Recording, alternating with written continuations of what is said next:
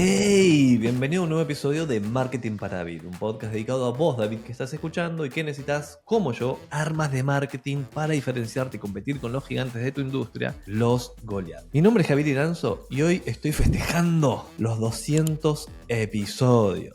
Y para celebrarlo voy a hacer un episodio completamente diferente, va a ser un solo episodio, no va a haber invitados, me voy a vulnerar y te voy a contar lo que me trajo hasta acá, qué he aprendido, errores, backups, aprendizajes, planes, para que vos puedas ver mi camino y si algo de ahí te sirve lo puedas por supuesto rescatar y también utilizar y ahorrarte tiempo, porque sin duda he cometido muchos errores en estos años que salté de ser empleado a armar un emprendimiento y partir solo. Ojalá te resulte entretenido y te inspire. ¡Vamos! Y años atrás yo era empleado de una prestigiosa agencia de publicidad en Chile, llamada Mayo, bueno, se sigue llamando Mayo, donde habíamos hecho un montón de cosas bien interesantes, habíamos crecido, habíamos ganado muy buenos clientes, trabajamos para las primeras marcas de Chile, de ese país, y habíamos ganado 6 años consecutivos el premio a la mejor agencia digital de Chile. Yo había ganado el premio Marketing Best como mejor profesional de Chile, y también había ganado el premio gerente de la década por la IAB, que era o sigue siendo, perdón, la Interactive Advertising Bureau. O sea, nos había ido súper bien. Y pasaron cosas y eso que iba tan bien empezó a ir mal. Empezamos a perder el foco, me acuerdo. Ahora te voy a decir qué pasó, pero el resultado de esa historia, o de esa decisión, ese problema que hubo fue que se perdió el foco, empezamos a perder los principales clientes, empezamos a perder el principal talento, por supuesto no ganamos nunca más un premio como los anteriores, fue todo un desastre, todo empezó a irse a cuesta abajo y lo que me llevó a esa pérdida de foco fue una directiva del directorio diciendo: hey Javier, era gente muy sabia, yo respeto mucho a esa gente, me decían: pero Javier, está muy bien lo de marketing, estamos muy enfocados en marketing digital, está muy bien todo eso, pero te sugerimos ampliar el giro, y la agencia tenía otros tipos de clientes donde había otros tipos de servicios, más marketing más o publicidad más tradicional, y por supuesto acaté la orden, y al acatar esa orden todo empezó a fallar porque yo no tenía idea de ese mundo y tuve que hacerme, porque me habían nombrado gerente general. Entonces empecé a cometer errores, me empecé a diluir, no me interesaba realmente ese tema, y cuando algo no te interesa es como realmente difícil hacerlo funcionar, y todo empezó a ir de mal en peor hasta que no encontré, no veía claramente la salida, no tenía idea de qué hacer.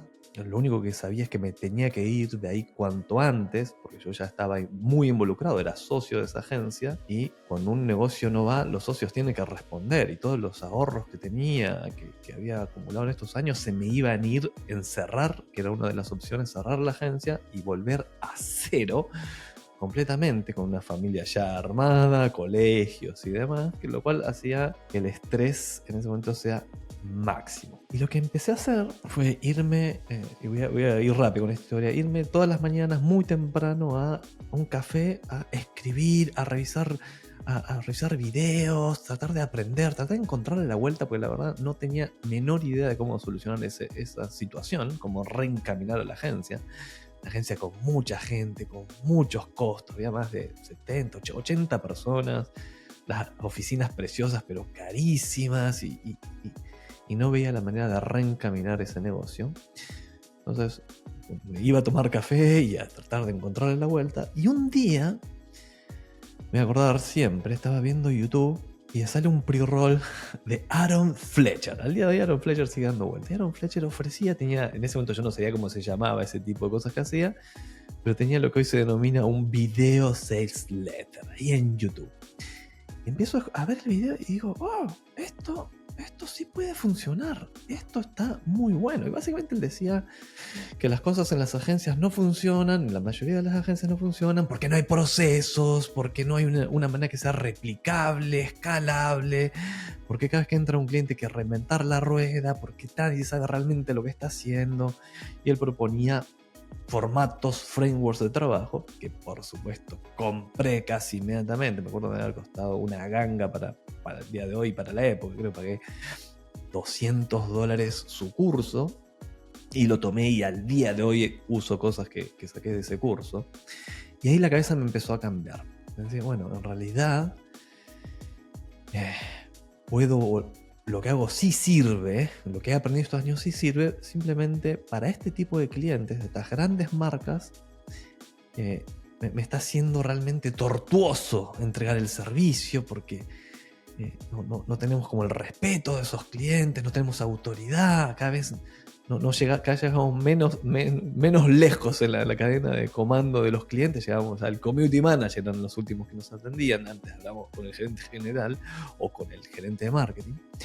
Habíamos perdido mucha autoridad y digo, ok, todo esto, y trabajar se había vuelto muy estresante para esos clientes, pues además siempre estaba la amenaza o los rumores de, no sé, Falabella, un cliente que tuvimos muchísimos años, está licitando, dicen que va a cambiar de agencia de publicidad. Y nos decían, bueno, si perdemos Falabella, ¿qué vamos a hacer? Tenemos que despedir a la mitad de las personas.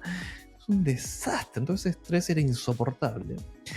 Y muchos de los clientes usaban eso a su favor y se vuelve medio sádica es la relación de, haz lo que te digo porque, ojo, vamos a licitar las próximas campañas. Entonces se vuelve muy tenso todo. Y dije, nunca más quiero estar en estas situaciones de este nivel de estrés, de tener estos equipos que este tipo de clientes requieren servicios muy sofisticados, por lo tanto requieren equipos muy grandes, o al menos así pensaba en esa época. Y lo que digo es, no quiero trabajar más para ese tipo, porque esos son los Goliath. Yo quiero trabajar para los David.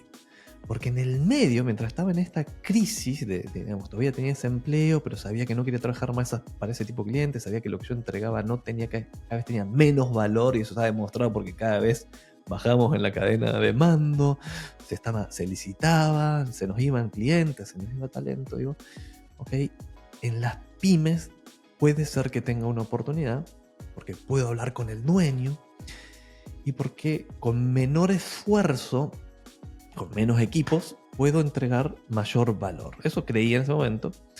Y da la casualidad que un día entra por la puerta de la agencia una pyme. Entra una pyme y piden hablar con el gerente general y yo digo, sí, aquí estoy. Y me acuerdo, se fue Álvaro Varías de Feedfood. Entra a la agencia y yo lo atiendo y reviso lo que tenía, que él como pyme claramente era deficiente.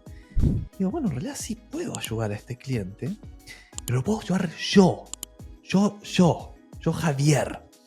Porque en ese momento, cuando empecé a estudiar a Aaron Fletcher, empecé a tomar otros cursos y, por ejemplo, aprendí a hacer sitios web, cosa que siempre había querido hacer, que era como lo que me faltaba, porque en ese momento para hacer sitios web necesitaba todo un equipo de desarrollo y todo era lento y caro, y había tomado un curso, me acuerdo, ya creo que no están más, pero se llamaba One Month, la academia, que en un mes te enseñaban diferentes habilidades, y uno de esos era una startup en un mes, y ahí te enseñaban a hacer sitios web con una aplicación llamada Weebly, que hacía extremadamente fácil hacer sitios web. Hoy creo que ya no existe Weebly, pero ya ha perdido como relevancia, es más un Wix, otro tipo de aplicaciones, Squarespace, etcétera, Lead Pages, Go High Level. Y entonces entra este cliente y digo, ok, yo te voy a ayudar. Yo sabía que el cliente ese no tenía mucha plata, no tenía plata en realidad, y yo lo único que quería era tener un caso de éxito y poder sentir que lo que yo hacía sí tenía sentido. Porque también en ese momento, cuando estás en toda esa crisis, que perdes talento, perdes clientes, por supuesto el negocio lo ves irse en picada, la autoestima está en el piso, porque yo no veía la solución. Y digo, no es que sufro el síndrome del impostor, soy un fucking impostor, no tengo idea de dónde estoy parado, no tengo idea qué estoy haciendo, lo que hago, todo esto que creí que era valioso no lo es, o si lo era en un momento ya no más, ¿qué voy a hacer? Y sí, como estaba estudiando, estaba como revalidando skills y generando nuevos, entre uno de ellos hacer sitios web. Por eso hacer sitios web se ha vuelto para mí como una obsesión, porque era algo muy difícil y ahora es muy fácil, muy fácil técnicamente, pero hacerlos bien conceptualmente o que la comunicación esté precisa, ahí hay un desafío. Es lo que me faltaba en ese momento como para poder dar un servicio completo, pues yo ya manejaba Google Ads, manejaba Facebook Ads, manejaba Google Analytics, manejaba un CRM que en ese momento usábamos ActiveCampaign. Yo como que tenía las herramientas para entregarle un servicio, usaba Canva, que podía hacer anuncios, entonces manejaba como los diferentes skills como para un cliente muy básico poder entregarle una solución completa. Con esos skills aún Falabella no había posibilidad de entregarle ni una parte de los servicios que demandaban, pero a una pyme sí. Entonces lo hice. Hice hasta el logo, me acuerdo en Canva, porque el logo que tenía era malo. Hice un logo, después lo modificó, pero armamos un sitio web, le conectamos el CRM y empezamos a activar las campañas. Y adivina qué pasó, empezó a funcionar. Empezaron a entrar formularios, en ese momento lo que necesitaba era formularios que solicitaran el servicio, y se empezó a llenar de formularios y nos entusiasmamos y yo tuve mi primer caso de éxito. Y a ese cliente por meses no le cobré nada. O sea, ahí hay una lección. No le cobré nada. Lo único que yo quería era tener un caso de éxito. Yo no necesitaba técnicamente ese ingreso, pues todavía tenía un sueldo. Entonces podía invertir mi tiempo en tener un caso de éxito y mostrar que, mira, se podía y que yo podía hacerlo. Y eso, por supuesto, me entusiasmó y dije, ok, por acá va. Y cuento corto, empecé ya ahí, yo ya estaba en transición, saliendo de mi cargo. Yo hablé con mi socio en ese momento, Juan, y le digo, Juan, no soy yo, no eres tú, yo no sé cómo sacar esto adelante, hay que buscar a otra persona que pueda. Yo voy a empezar a armar algo diferente, voy a armar una agencia que se llame Junio, enfocada en las pymes y qué sé yo. Y me dijo, bueno, dale, y negociamos mi salida. Termino saliendo bien de la agencia siguió, sigue al día de hoy funcionando, y logro salir. Y ahí me enfrenté a una nueva realidad, que era, ¿será sostenible esto de hacerlo solo? Y mi primera creencia fue, no, ¿cómo que solo? Nadie va a querer trabajar con una agencia de una persona. Esto tiene que parecer, al menos hasta que logre contratar gente, tiene que verse más grande. Me acuerdo de responder, sí, bueno, con mi equipo lo veremos, pero en realidad yo miraba para atrás y estaba absolutamente solo, porque los ingresos no daban para contratar a nadie y además me sobraba el tiempo. Al principio tenés mucho tiempo, pero tenés pocos clientes. Y así, uno a uno, fui sumando clientes de cualquier rubro. Y creo que ese fue claramente otro error de emprender. Y eso lo traía de este emprendimiento, yo no lo sabía, pero lo traía por mi experiencia anterior en la agencia. En la agencia anterior, uno agarraba también cualquier tipo de cliente, porque, por ejemplo, no sé, un Falabella te bloquea la categoría y dice, no puedes trabajar ni con Ripley, ni con París, ni con cualquier otro retail. O sea, Santander, que también era cliente, bueno, no podés trabajar para otro banco. Entonces te bloqueaban las categorías y vos decías, bueno, yo tengo que ser multimarca, multicategoría, y creí durante mucho tiempo que eso en realidad era virtuoso, que era... está bien, vemos de todo, por lo tanto podemos ser más creativos, tenemos más conocimiento. Algunos ayudamos a vender pañales, a otros le ayudamos a vender autos, a otros seguros, a otros créditos. Está bien. Pero la verdad es que haber llevado ese modelo a mi nuevo emprendimiento, a mi pyme, con una persona, yo, que después fui sumando gente, otros freelance, pero al principio era solo, fue un error. Y es del que más me arrepiento, que fue un error. Porque empecé a sumar de todo. Un e-commerce, sí, venga. Tenés un software, yo te ayudo. Tenés una aplicación, venga para acá. ¿Una clínica? Sí, mi clínica odontológica, por supuesto. Tengo una clínica de estética, venga para acá. ¿Vas a hacer un lanzamiento inmobiliario? Por supuesto que puedo ayudar. Y eso fue, ¿por qué eso fue un error? Si bien funcionó, porque fui sumando clientes y fui sumando facturación, y en no mucho tiempo ya había logrado llegar al nivel de facturación que era como un equivalente al sueldo que yo tenía de gerente general en otra agencia, lo que me permitía seguir costeando mi costosa vida. Que cuando vas en la vida anterior, que vas creciendo y vas ganando premios y te la crees completa, decís, me merezco una vida mejor, y es más cara esa vida mejor. Para cuando viene todo ese estrés y emprender, mantener todo eso se hace difícil, porque necesitas más clientes, mayor esfuerzo, y cuando uno emprende los ingresos son variables, no tenés ese sueldo fijo que vos decís, bueno, el mes que viene cobro lo mismo, y te planificas y listo. Y al cometer ese error, tiene consecuencias, por eso es un error. Y las consecuencias son que es muy requete difícil Escalar, porque cada vez que entra un cliente y le decís que sí y es diferente a los anteriores, es partir de cero. Desde entender, en muchos casos hay que entender cómo es el negocio de ese cliente. Muchas veces llegan negocios que no tengo ni idea qué es lo que hacen. Nunca había oído hablar de eso. Entonces hay que entenderlos, hay que armarles todo desde cero. Eso que se les arma no es reutilizable con ningún otro cliente, porque no entran clientes parecidos nunca. Pero básicamente porque yo no los buscaba. Mi mensaje súper genérico de agencia de marketing digital, no enfocada en un nicho. Así que ahí está la lección. Ese es uno de los errores que he cometido y estoy solucionando muchos años después. Porque igual llegaron montones de clientes y la cosa ha ido bien. Pero ha sido un error no buscar un nicho y ser excelente en ese nicho, porque ahí ocurren esas dos cosas. Uno, te puedes volver excelente en un nicho, ser la autoridad en ese nicho, por lo tanto con la autoridad todo es más fácil. Y lo segundo es la escalabilidad, es decir, no tengo que partir de cero cada vez que llega un cliente de este tipo. En muchos casos casi que algunos procesos son copy-paste del anterior y se adaptan.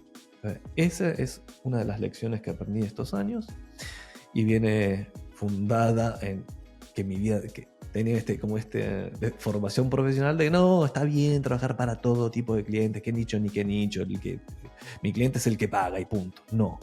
Esto es un error y si estás pensando en emprender y hacer algo parecido, entonces yo sería lo primero que te diría, elegí bien tu nicho, sé experto ahí. Y otras cosas que pasaron, y esto es medio contundente, es descubrir que en todos esos años de agencia de marketing, si bien era digital, pero vamos a decir, trabajando para marcas ya establecidas, grandes marcas, no habíamos aprendido nada del marketing que le funciona a la pyme. Habíamos usado ni siquiera marketing que le funciona a esa empresa. Habíamos aprendido a hacer publicidad para ese tipo de empresas, que es una parte del marketing. Pero para la pyme, todo es diferente. Y si bien en esa primera experiencia que tuve con Álvaro, las cosas funcionaron, yo creo que funcionaron porque era todo tan malo en esa época que hacerlo más o menos bien ya empezaba a funcionar. Ponías dos pesos en Facebook y en Google con cualquier cosa y ya empezaba a funcionar porque no había mucha competencia. Pero lo que empieza a pasar es que, o lo que empecé a descubrir es, no sabíamos nada, no teníamos ni idea de cómo hacer que un negocio que no tiene una marca construida, que es la realidad de la pyme, pueda vender algo. No sabemos ni cómo redactar, ni cómo escribir, y ahí cómo redactar un título, cómo hacer un buen sitio web que persuada, no una cosa ahí que presenta tus servicios y que la mayoría de las veces que me enfrento a un sitio web no se entiende realmente lo que hace ese negocio. Por lo tanto, ahí empecé a revalorizar un skill que supuestamente en la agencia anterior estaba, pero no estaba para la pyme, que es el copywriting o la redacción. Había una redacción en mi vida anterior en esa agencia más para titulares grandes y elocuentes o románticos, juegos de palabras que no le dicen nada a nadie, pero si tienes una marca construida, no es tan importante, o quizás ahí, no sé, funciona. Pero en la pyme eso no funcionaba. En la pyme descubrimos, y ahí esto se la voy a robar a Donald Miller, que fue como Aaron Fletcher el segundo que empiezo a robarle contenido y ideas y frameworks, fue a Donald Miller, el autor del libro Storybrand, de nunca jamás, never transar claridad en tu mensaje por verte sofisticado, por verte cool. Y hay una tentación enorme ahí todo el tiempo. ¿Por qué pasa? Porque uno ve las grandes marcas y dice, dicen esto, lo dicen de esta manera. Yo pyme, voy a decir lo mismo. Pero lo que no se tiene en cuenta es que esas marcas ya están construidas y tienen millones y millones de dólares detrás de esa construcción y tienen ya su audiencia y sus clientes. Para la pyme, el marketing que funciona es completamente diferente. Y eso lo fui aprendiendo a los golpes, ¿no? De implementar cosas que no funcionan y volverme loco para que funcionen. Porque esa es otra de las grandes diferencias con una pyme que en una gran corporación. En una gran corporación existe una mala campaña, desde lo que nosotros hacíamos en las campañas digitales, y puede pasar desapercibida y ya igual vendimos. Pero en la pyme haces mal las cosas y no entra nadie, no pasa nada, se desploman las ventas o no se generan las ventas, lo cual tiene un incentivo muy fuerte para quien está, en este caso, en mi caso, asesorando, estar obsesionado como, bueno, pero a ver, veamos, ¿es el título o es la bajada o es el call to action o esa imagen? O vemos que está, a ver los anuncios, a ver qué dicen los anuncios. Pero estamos precalificando porque entra gente, pero es mala, pero a ver quién entra. Entonces el nivel de profundidad que el marketing, que se le da al marketing para la pyme, es mucho más alto que el que le dábamos para la grande marca, que era una linda chora campaña y ahí está, y qué cool, y nos ganamos un premio y todo. Pero la pyme ha sido muy diferente. Entonces hay algunos skills que hoy valoro muchísimo. Uno, ya lo dije, que es redacción, poder escribir buenos contenidos, que se entiendan y que persuadan, ¿no? Porque ¿qué queremos? Que cuando alguien llegue, vea algo de nuestro contenido, nuestras piezas, puede ser un anuncio, un posteo, tu sitio web, un email, no solo diga, oh, wow, esto puede ser mi vida mejor, a ver, me interesa, cuéntame más. Queremos lograr ese efecto, por lo tanto, aprender a redactar es muy, muy relevante, y en su momento, ya hace varios años atrás, tomé un curso de Marie Forleo. Si no sabes quién es Marie Forleo, googleala, es una mega duper crack, es como la female Tony Robbins, así, ese nivel, y tomé un curso de redacción que fue espectacular. Entonces empecé a ver, mira, así se hace esto. En la agencia anterior nadie tenía idea de cómo redactar ese tipo de cosas. Yo no sabía que no sabía, que es lo peor. Cuando sabes que no sabes, te puedes hacer cargo y aprender. Entonces ahí incorporé ese skill, y la buena noticia hoy es que ChatGPT ayuda un montón. Si sabes qué pedirle, cuál va a ser tu prompt, vas a tener muchos mejores títulos, hooks, contenidos, lo que se te ocurra. Ahí, ese fue un segundo skill. Y el tercero, quizás más obvio, que empecé a valorar con la pyme, porque ya era un dado en las grandes marcas, fue el diseño gráfico. Si bien siempre, si bien es súper importante, prefiero, si tengo que elegir entre un buen contenido persuasivo o algo hermosamente diseñado, me quedo 100% con la primera opción. Pero si tengo algo que está muy bien redactado, es bien persuasivo lo que estoy diciendo ahí, y además se ve como quiero que se vea, profesional, que transmita confianza, etcétera, desde lo visual, es un combo para mí hermoso, siempre y cuando ese diseño no, y este es uno de los problemas que pasaba con un diseñador anterior, que después lo aprendió, es que, no, lo que diseñaste está divino, pero me va a ser muy difícil mantener esa homepage porque lo hiciste de tal manera que yo no puedo editarlo. Por lo tanto, si mañana cambio de idea en que no quiero decir ese título porque tiene muchas palabras o pocas, o quiero decirlo de manera diferente, no lo voy a poder editar porque lo diseñaste para que se vea lindo y no es editable. Así que no, retrocedeme un punto en el diseño, bueno, va a ser, comillas, tan bonito, pero va a ser editable. Y esa lección ahí, para el solo emprendedor o para el que parte, es clave. Es clave, por lo menos desde mi punto de vista, poder editar tu contenido, ya sea en las redes sociales y ya sea en tu sitio web.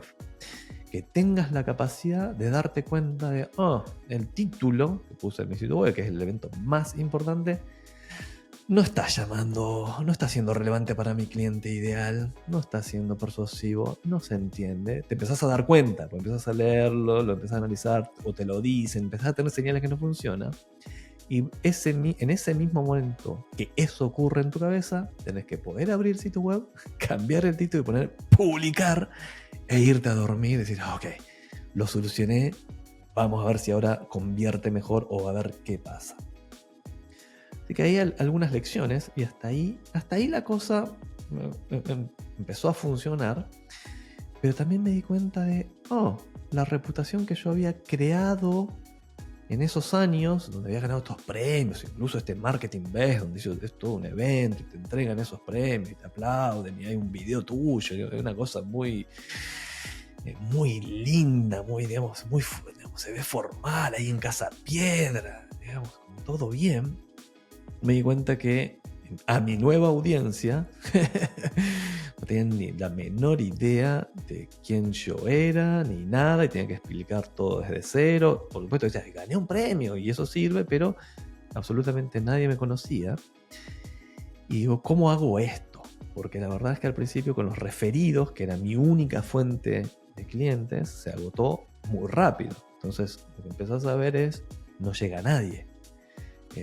Hice algunas campañas, pero tampoco llegaba basura. Ahí yo había cometido, ahora me doy cuenta de los errores que cometí en ese momento, pero en ese momento no sé, estoy haciendo publicidad, que es lo que sé hacer, y no están llegando mis clientes, y no estoy cerrando nada. Estaba bien preocupado. Digo, ¿cómo hago? Porque ya se hablaba de, bueno, con marketing de contenido, estoy hablando hace solo 4 o 5 años atrás, esto no es hace 10 años, hace re poco tiempo. ¿Cómo hago? ¿Qué hago? Y tengo un momento de realización porque esto ya era entrando en la pandemia. Uno de mis ex clientes era el Banco Santander, y el Banco Santander tuve siempre muy buena relación con ellos, muy buena gente, y me llaman para decirme, me conocían y yo estaba ya como haciendo cosas y me dicen, Javier, vamos a empezar una serie de webinarios, porque ya no puede ser presenciales, tiene que ser todo remoto, así que te vamos a invitar a dar una charla de marketing, tema elección tuya, tenés 1 hora, va a haber una audiencia, vamos a invertir un montón, me dice el gerente de marketing, Javier, no te quiero poner presión, pero vamos a invertir para que llegue mucha gente a este evento. Y yo, obviamente, por un lado estaba muy contento de, uy, qué bueno que me inviten. Bueno, logré que me pagaran el evento, y aparte logré generar un ingreso solo por participar. Pero digo, ¿de qué cojones voy a hablar? ¿Qué sé yo? Yo todavía no tengo muchos casos, tengo pocos casos. ¿Qué hago? Para que la presentación sea buena y no sea un fail? ¿Y cómo hago para tratar de capitalizar algo de esto? Y como venía estudiando, digo, ok. Lo que voy a hacer, armé una buena presentación, la llamé...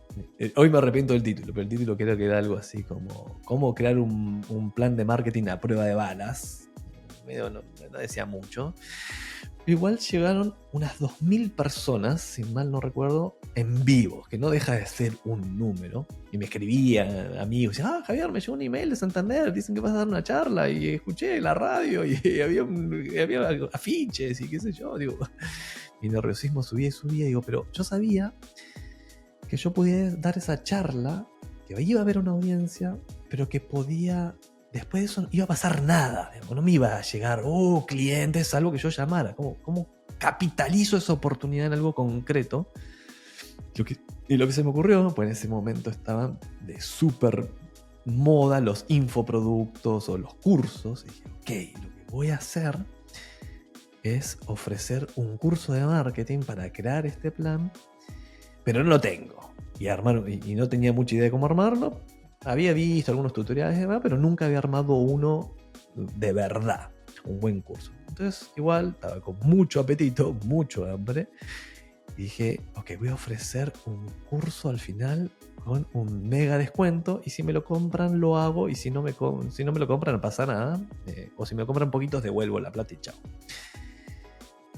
Entonces hice la charla, hubo algunos problemas técnicos, pero bueno, se dio la charla porque la internet no andaba tan bien y qué sé yo, pero bueno, anduvo, la gente estaba, y al final digo, bueno, los que están escuchando, estoy preparando un curso para enseñar todo esto, tiene 90% de descuento, y hago un descuento así brutal, puse un QR, bueno, se pueden registrar acá, y funcionó, se llenó de gente el curso.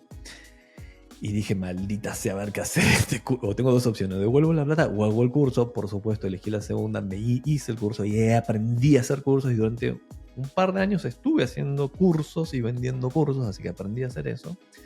pero no era una fuente de ingreso que me permitiera vivir. Era una fuente de ingresos muy chiquitita que me permitía pagar algunas cositas, ¿no? Pero nunca vi que sea algo a lo que podía dedicarme full time. Así que volví en paralelo estaba mi vida de agencia.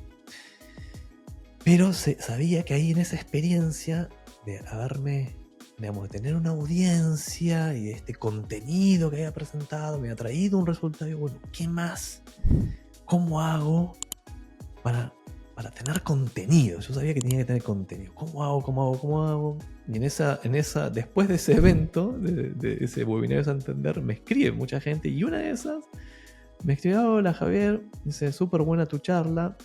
Me llama la atención, sí, que tus redes sociales sean muy malas. Y yo en mi Instagram, Facebook, no tenía nada. En mi cuenta de Instagram tenía 500, 600, 700 seguidores y fotos de paisajes, cumpleaños, vacaciones. La típica, ¿no? De una cuenta de una persona normal. Y ahí dije, ok, ya, challenge accepted. Voy a meterme a Instagram.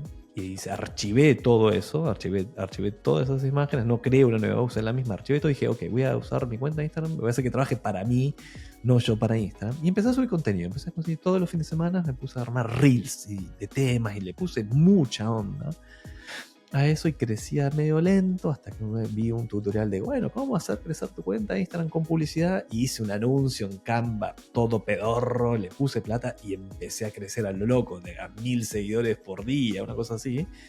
Y ahí cometí un error, que es que mi meta eran 10.000, porque en ese momento Instagram, cuando llegabas a los 10.000, te desbloqueaba la posibilidad de linkear las historias, de mandarlas hacia un sitio externo. Dije, qué bueno esto. Bueno, llegué a los 10.000, listo, lo logré, paré la publicidad. Después me arrepentí bastante tiempo después, la quise volver a activar y nunca más fue lo mismo. Así que ese fue el castigo que me dio Facebook por haber detenido la campaña. Pero si lo hubiese dejado funcionar, hubiese escalado en seguidores.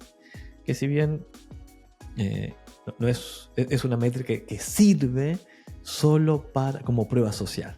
Es decir, tiene 100.000, 200.000 seguidores, debe ser bueno, ok, voy a seguir o voy a escuchar a esta persona solo por ese hecho, y solo por eso me preocupé en subir la cantidad de seguidores. Bueno, entonces le metí ahí, metí durante bastante tiempo, le dedicaba los sábados a la mañana a eso, pero veía poco éxito ahí, pero nada, era como higiénico, había que hacerlo. Hasta que un día, también ya estábamos en pandemia, yo ya había intentado hacer un podcast, lo había intentado, había escuchado, me había entusiasmado mucho con los podcasts porque escuchaba podcasts y decía qué valioso que es la información que traigo de estos podcasts. Iba en el auto antes de la pandemia manejando y en vez de escuchar la radio me ponía un podcast y decía, wow, qué bueno todo este conocimiento. Esto llegaba a una reunión con un cliente y estaba, pero con la última chupada de mate, estaba clarísimo, ya está pasando esto, estas son las tendencias. Y dije, a ver, ¿qué tal si hago uno yo? Ni traté de hacer uno, lo llamé Notas Mentales y lo hice desde la aplicación del teléfono. Y ahora que hice 3, 4 episodios y no pasó nada, hasta que un día un ex colaborador con el que yo trabajaba en la agencia se va de la agencia, se ha ido de la agencia y demás, y se había puesto de novio con una chica y se había ido antes de la pandemia se iba a Australia, pero primero visitando el sudeste asiático, y en el sudeste asiático, en una islita, los atrapó la pandemia. Y ahí me contacta Salvador, quien es hoy el día del productor de este podcast, que estaba con Delfina, que también trabaja en el podcast. Me dice, bueno, y empezamos a trabajar en otras cosas. Y dije, Salva, aprendí a hacer sitios web. Y le mandé un tutorial de hacer sitios web. Creo que el primer sitio web que le tocó hacer fue el de Algramo, una startup ahí re interesante. Y después de pasaron varias cosas, y fue bueno, y me dice Salvador con Delfina, bueno, vamos a armar un podcast para contar nuestra historia, de lo que es ser nómades digitales y demás. Y dije, yo quiero uno, partan conmigo, yo ya tuve una mala experiencia, pero soy yo, me faltaba alguien como que supiese hacer esto. Y daba la casualidad que Delfina había trabajado, que era la novia de Salvador, había trabajado muchos años en radio y televisión, tenía el conocimiento, Salva tenía la voluntad y yo tenía los recursos. Y partimos y partimos con el podcast muy a pulmón. Si te vas a escuchar el episodio 1, fue editado por el propio Salva. Aprendió a editar y después nos fuimos dando cuenta, bueno, en realidad era mejor tener un editor profesional y demás. Pero cuento corto, el podcast que estamos hoy festejando los 200 episodios, no es casualidad que yo no lo haya suspendido, sino porque funciona. Funciona, y siempre cuando alguien dice, estoy pensando en un podcast, digo, sí, hacelo. ¿Por qué? Porque son cosas que aprendí en estos años, no partí de cero con esta idea o sacándole todo este provecho, que era, mirá, cuando lo haces en formato entrevista, que es mi formato, salvo algunos episodios, por ejemplo el de hoy no es entrevista, mirá, el contenido te lo hace el invitado. Vos haces una serie de preguntas, tenés una conversación y el contenido lo hace esa persona. Entonces es más fácil. 2, conocés gente nueva. Conoces a esas personas y muchas veces esas personas no te darían un café porque no te conocen, porque no saben quién sos todavía, pero sí están dispuestas a darte su tiempo a cambio de tu audiencia, que todavía en el mundo del podcasting, sobre todo cuando es Spotify, es medio, no saben realmente cuál es tu audiencia. No es como entrar a Instagram y pero tenés 3 seguidores. No. Entonces es más fácil persuadirlos de que vengan a tu podcast. Conocés gente nueva. Y 3, es desarrollo personal. Yo he aprendido muchísimo de mis invitados, pero muchísimo. Entonces esos son para mí los mejores episodios cuando veo, no sé, está alguien hablando de, mira, la nueva manera de generar leads es esta usando esto. A ver, vení para acá y contámelo en el podcast. Entonces yo pregunto todo lo que quiero, conozco a la persona, genero relacionamiento, me hacen el contenido y aprendo. Y de las maneras de hacer contenido, yo he encontrado que esta es la más sustentable.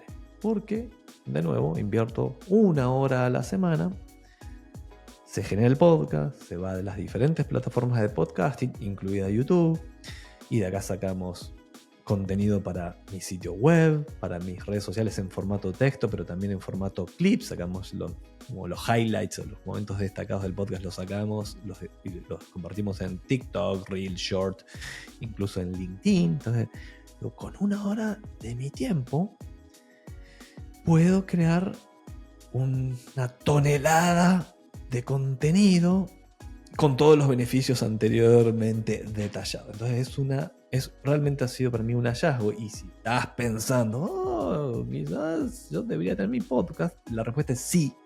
Yo creo que todo el mundo tiene que tener su podcast, aunque al principio no lo escuche absolutamente nadie. Yo creo que el primer año prácticamente no escucho mi audiencia. Ahí tengo los analytics, pero muy poquita. Recién después empieza a poco crecer. Y vale la pena mencionar como esta estadística que escuché en algún lugar, que es el 90% de los podcasts no pasa al episodio 3 y el 99% no pasa al episodio 20. Por entonces, si haces 21 episodios, que entonces como 6 meses o menos de estar grabando, vas a estar en el 1% de los podcasts que sobreviven. Y como todo, esto requiere práctica, y se llena de beneficios. Y hoy me pasa, desde que estoy con el podcast, siempre me pasa lo mismo. Cuando entra un lead, porque hice una campaña o hice un estímulo para que entraran posibles clientes para la agencia, siempre parto hablando y en algún momento sí, me dicen sí, es que escucho tu podcast. Digo, ok, me alegro, obviamente. Digo, esta persona me conoce un poco más, no tengo que explicar tanto quién soy, porque si me viene escuchando ya sabe un poco más de mí, no estoy en cero. Entonces, dentro de todos los beneficios que mencioné, como el arribita de todos o el destilado de todo eso, es autoridad. Y con autoridad todo es más fácil, obviamente. Vos vas a querer que te asesore alguien que vos considerás tiene el conocimiento, tiene la autoridad para resolver tu problema. Por lo tanto, dentro de todo lo que he hecho en términos de marketing, ha sido mi activo más importante. Y todo el tiempo estoy como planteándome, bueno, ¿qué puedo hacer mejor? ¿Qué sección nueva? ¿Cómo puedo sacarle más provecho a esto? ¿Cómo puedo hacerlo más entretenido, más educativo? Algo en el medio. Y llegó la hora de meterme a los fuck ups. ¿Qué cagazos me he mandado en estos años, de los cuales me hubiese gustado saberlos para no cometerlos. Y voy a repetir uno que mencioné al principio, pero es no elegir mi nicho. No elegirle, pensar, no, da lo mismo. El que me paga es mi nicho. No. Me acuerdo que alguien decía, bueno, ¿y qué tipo de mujeres te gustan? Las que me dan bola. Esas son las que a mí me gustan. No, bueno, en los negocios, no. Los negocios hay que elegir el nicho. Ese para mí ha sido mi fuck up número 1. Y el 2, ¿no? El 2 ha sido dar mucho crédito. Descubrí, esto no me pasaba, nunca me pasó con la corporación. La corporación siempre me pagó. Tiene un montón de problemas, pero siempre me pagaron. Nunca me pagaron tarde, o me pagan tardan mucho en pagar, pero siempre pagaron. Y con la pyme tuve varios problemas. Tengo varios clientes que me deben plata. Algunos han desaparecido directamente, pero hice trabajos y nunca los cobré. Y ahí siempre, le erro. Nunca lo hubiese anticipado que ese cliente no me iba a pagar, así que tengo mal olfato. Y lo que he hecho para solucionarlo, eso hace relativamente poco tiempo, es cobrar un adelanto. Y antes como que me da vergüenza, decir, no, ¿cómo le voy a cobrar un adelanto? No, yo le voy a cobrar cuando entregue el trabajo y si no le gusta no se lo facturo. Y va a decir, no. Ahora digo, no, ok, no. Este es el trabajo, esto es lo que vamos a hacer. Fantástico, ¿estás de acuerdo? Por supuesto tiene garantía de satisfacción, y te voy a devolver la plata si no estás satisfecho. Pero tenés que pagar un adelanto. Tenés que reservar esto, pagar un adelanto y con eso activamos. Y ahí al menos cobro algo si tuviese problemas más adelante y no 0 como me ha pasado. Así que ese fuck up número 2. Fuck up número 3 es uno técnico, pero igualmente estoy fascinado con esto. Durante muchos años, hasta hace un año, mi política con el software que utilizo para entregar el servicio siempre fue tratar de buscar la mejor aplicación para cada uso. Por ejemplo, para agendar reuniones, Calendly. Para hacer automation, email marketing y automatizaciones, ActiveCampaign. Para el chat, Intercom. Para conectar todo eso, Zapier. Los sitios web en WordPress, pero las landings en Instantpage. Y así suma y sigue. Y durante mucho tiempo, muchos años estuve haciendo eso y conectando todo. Y hasta un punto era hasta divertido para mí conectar. Bueno, ahora cuando en Zapier entra un lead por Facebook Ads, de lead Ads, bueno, con Zapier lo mando para acá y de allá lo salto para allá. Y de todas unas cosas muy complejas. Que como hobby es hermoso, te entretenés un montón, pero después replicar eso cada vez que entra un cliente. O sostenerlo o mantenerlo, porque se desconectó la API, venció la API, hay que reconectarla. Bueno, ¿y qué pasó con los leads de los últimos 2-3 días? Que nada, estaba caída la conexión. Y esos son fuck ups. Hoy me fui por una aplicación que tiene todo en uno.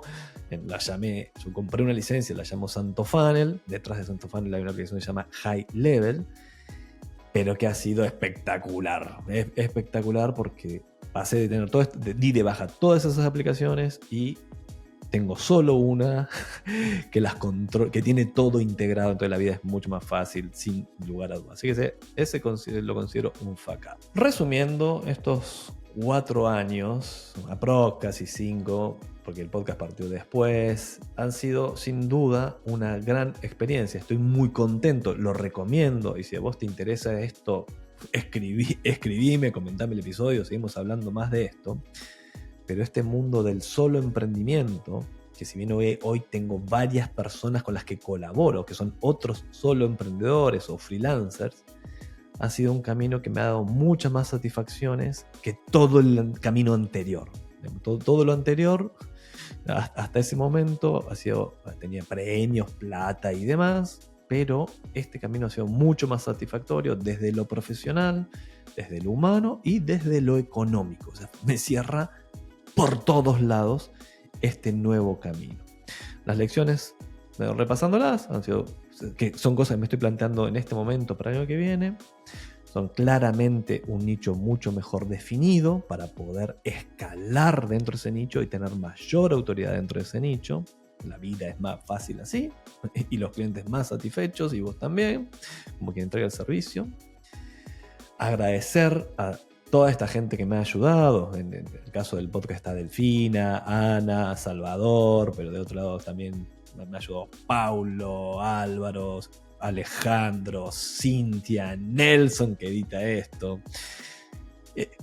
Y seguramente me falta alguien más que me ha colaborado. Pero si no estás escuchando el episodio no pasa nada, si no me lo decís y lo agregamos. Pero ese es un equipo con el que he colaborado.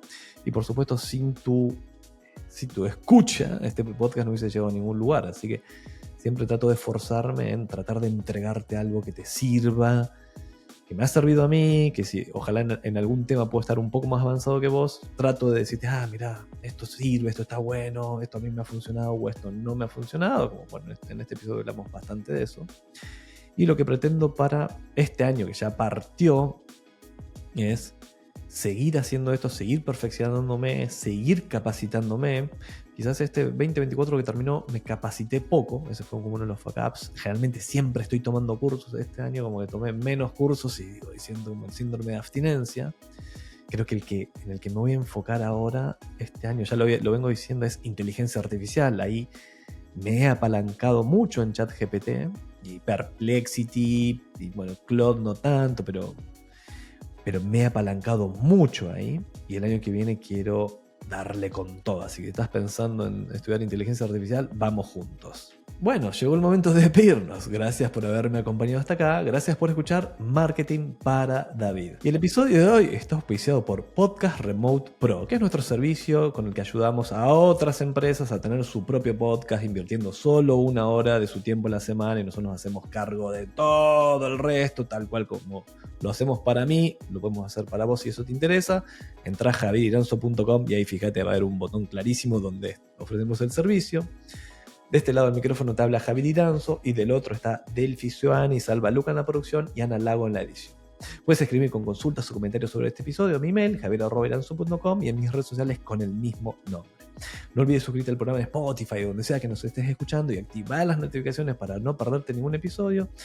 Y si querés sumarte a la flamante comunidad de fans del podcast, te dejo el link en la descripción. Nos escuchamos la semana que viene y como le dijeron a David antes de pelear con Goliat, no te olvides de ponerle onda.